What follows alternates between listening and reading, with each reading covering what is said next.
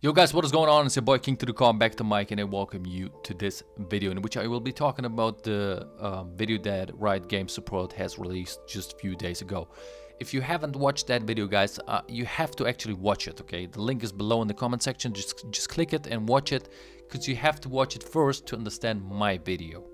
So watch it, come back to this video, and then watch my video so you can understand what I'm talking about here, okay? Pretty much this video is about to explain the player why they tilt, and to classify the players into 4 different classes, 4 different tilt type classes. However, guys, they just forgot about the biggest one, about the biggest tilt type out there. So what Riot Games is trying to do here, they are telling us, hey, it's your fault that you tilt. But that's actually bullshit. So if you watch that video, there is a grandpa telling 4 different stories because of the 4 different tilt types. But what about the story about the company? Why is that grandpa in that video not telling the truth? The real reason why people tilt. The 5th story, the biggest one. Okay. So what Riot Games is trying, as I said, what Riot Games is trying to say here, that we are actually, it's our fault that we tilt, but that's wrong. The real reason why we tilt is the company, is the story about a company that brings in plants into the jungle, different types of dregs, RNG dregs, an RNG scuttle in the river. Why would you bring in RNG? Like, RNG tilts the shit out of the people. Why would you do that? What about the story about a company that just changed the whole rune system, and some of the champions, they benefit out of these runes,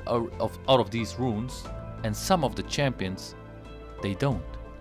What about that story? What about the story, some champions that you mained for so many years, maybe you started to play them from season 2 until now, they are actually super bullshit because Riot is keep on changing the meta and changing the meta and changing the meta, but for the sake of the competitive scene.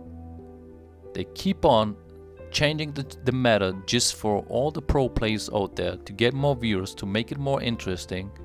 And we, for example, as the Wukong players, we are completely out of the meta, and we can't play the champion that we love so much. What about that story?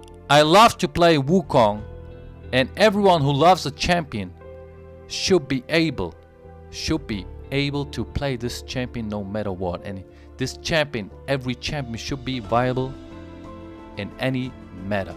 They bring in these bounties and catch up experience that even noobs, you outplayed noobs and you stomped in on the lane, and they still can catch back, and they still can catch up.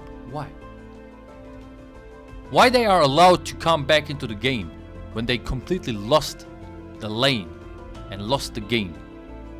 So what about that story? Huh? I destroyed my lane opponent, and he deserves to lose that game. He shouldn't be able to come back. What about that story?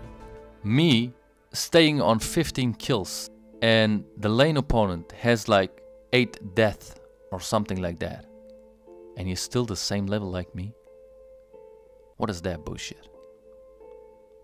What about the story of destroying the jungle? Why am I getting punished for being good, for outplaying all the enemies, if I gank them at the perfect timing? Why am I getting punished for that? What about the story about the Monster Hunter passive on the jungle item? What about that story? Why am I getting punished when I farm so good? Why is Riot not telling this story? You try to actually tell us that we are the reason why we tilt. Nah, it's not working like that, right? You are the biggest reason out there why we tilt. And instead of fixing the game, instead of listening to the community, you keep on changing the game for the sake of change. And that's the video of today, guys. I hope you're gonna like that. However, I want to know your opinion on that one, so go below in the write in the comment section, tell me if you think the same or if you disagree. I would love to read from you guys. As always, peace.